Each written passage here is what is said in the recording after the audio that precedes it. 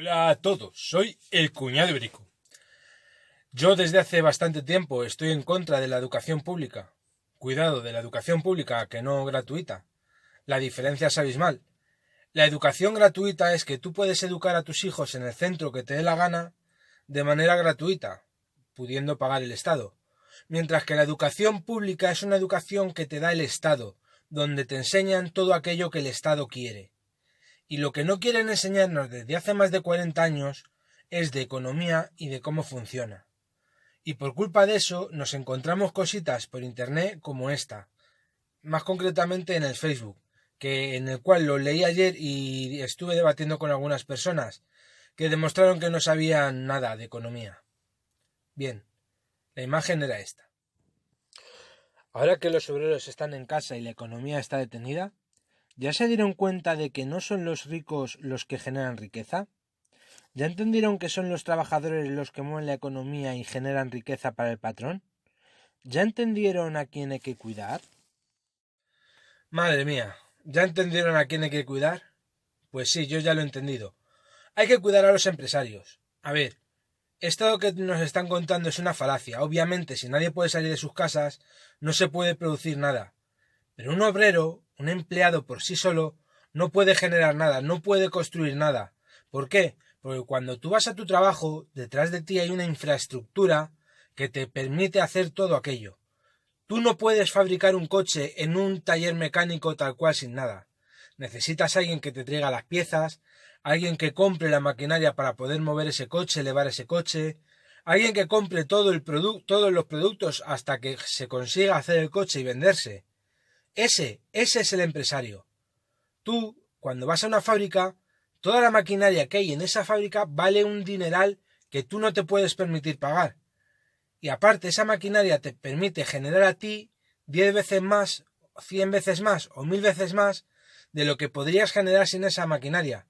Es decir, si tú te dedicas, por ejemplo, a hacer pan, si tú tuvieses que hacer pan de manera manual, no podrías hacer ni una décima parte de lo que puedes hacer con máquinas especializadas, como amasadoras, pesadoras, fermentadoras, formadoras y hornos.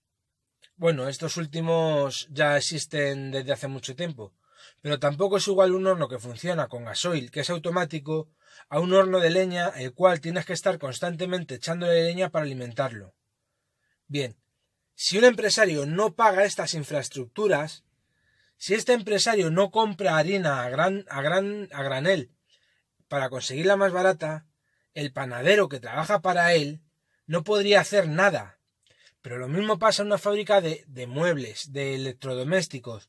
En cualquier tipo de fábrica hay un dinero invertido en maquinaria muy alto, un capital muy elevado. Sin esa inversión, el obrero no podría hacer nada. Y tenemos la fea costumbre de pensarnos que esas inversiones las hacen los ricos y son ricos los que se forran, y no es cierto. En muchos de estos casos hay grupos de pequeños inversores, es decir, gente que tiene 5.000, 6.000, 10.000, 20.000 euros ahorrados y los invierte en una fábrica para obtener una rentabilidad. Y el dinero que se genera en esa fábrica se reparte entre el trabajador y entre los que han invertido el dinero para que ese trabajador pueda generar sus productos. No penséis que el empresario o el inversor se lleva muchísimo más dinero que el trabajador. A ver, un trabajador concretamente se lleva un salario de 1.000 euros, pero es que el inversor no se va a llevar 20.000 euros, salvo que tenga 20 empleados. Y se llevaría ese dinero en un año. Las inversiones suelen dar poco dinero, pero durante muchos años. Y ese dinero que se genera se reparte a partes iguales entre el inversor y los trabajadores. Otras personas demostraban su ignorancia diciendo que hay un trabajo muy precario por culpa de los empresarios explotadores. Y eso es completamente falso. La precariedad laboral no nace de los empresarios, sino del paro que hay en un país. España, por desgracia, es un país con un 14% de paro. Bueno, hasta ahora. Con lo del coronavirus ya veremos qué tal terminamos. Pero bueno, hasta ahora solo teníamos un 14% de paro. Pero un 14% de paro es un gran paro. ¿Esto qué quiere decir? Que si un empresario necesita un trabajador, habrá mucha gente optando a ese puesto. Y el empresario, como no es gilipollas, va a contratar al que acepte unas mejores condiciones para el empresario. ¿Qué pasa cuando no hay paro? Que el empresario necesita un trabajador para ganar más dinero. Entonces el empresario tendrá que buscar a alguien. Y serán muchos empresarios buscando gente porque no hay trabajadores. Entonces el trabajador elegirá la empresa a la que va. ¿Y cómo elige la empresa? Muy sencillo, a la que más le pague. Y así los salarios suben. Pero claro, ¿qué hay que hacer para eliminar el paro? Pues muy bien, la culpa del paro que hay en España es del gobierno. Del gobierno tanto regionales como autonómicos como a nivel nacional. En España, por desgracia, somos un país con muchas regulaciones. Cada año, sumando todas las regulaciones de todas las comunidades autónomas, se genera un paquete de más de 100.000 folios en regulaciones. ¿Esto qué provoca? Que sea muy difícil invertir aquí. ¿Por qué? Porque tú vas a hacer una fábrica y a lo mejor al año siguiente ya no te sirve de nada. Un ejemplo muy claro de esto fue cuando Zapatero aprobó la ley del tabaco. Más bien en contra del tabaco. Aprobó una ley en la que nadie podía fumar en los bares, salvo que el bar invirtiese un dinero para hacer una construcción nueva y comprar aparatos para limpiar el aire y que así la gente pudiese fumar. Muy bien, muchos bares se endeudaron e hicieron obras que no solo eran muy elevadas, de hasta 60.000 euros, sino que cerraron durante un tiempo su local para poder hacer estas reformas. ¿Por qué hicieron esto? Porque al tener la reforma y ser el único bar en el que se puede fumar, los fumadores, que son un gran volumen de clientes, iban a ir a ese bar a consumir en ese bar y con ese aumento de clientela va a pagar la inversión que ha hecho. Pero 6 meses después llegó el subnormal de Zapatero y dijo que no, que ya no se iba a poder fumar ni siquiera con la reforma. Entonces muchos bares se quedaron en la ruina y tuvieron que cerrar porque no podían pagar esos créditos que habían pedido porque ya no se daba la condición de que los fumadores iban a ir a su bar.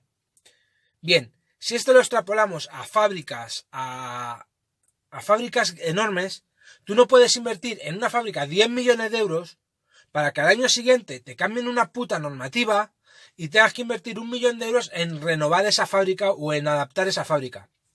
Esto me recuerda a algo que pasó en mi pueblo hace unos años en el asador de pollos. Había una familia que tenía un asador de pollos y se trasladó a otro sitio donde era más cómodo para ellos y más grande el local. Se gastaron un dineral en reformar todo el local para adaptarlo a la normativa. Bien, a los 2 días de abrir, llegó la inspectora de Sanidad con una normativa nueva en la mano que había cambiado y ya no les permitían abrir ese asador de pollos en el que habían invertido un dineral muy grande hasta que no metiesen 2 cámaras más. 2 cámaras más que no cabían por ningún lado. ¿Por qué? Porque al hacer la reforma adaptaron el local a lo que se les exigía, pero como cambiaron la normativa ya no les valía de nada y tenían que hacer una gran inversión aún más grande y más importante para poder abrir. Si esto se da cada año en este país, no hay Dios que quiera invertir aquí. Y si no se invierte aquí, no se genera trabajo aquí. Así que si queremos que los trabajadores ganen más y vivan mejor, lo que tenemos que exigir es menos regulaciones para las empresas para que puedan abrir y puedan dar empleo. Bueno, y hasta aquí llega el vídeo de hoy. Perdonad estos vídeos en los que me pongo tan intenso, pero es que me toca mucho los cojones las cosas que pasan. Bueno, me voy a mi casa a poder tomarme una cañeja. Adiós.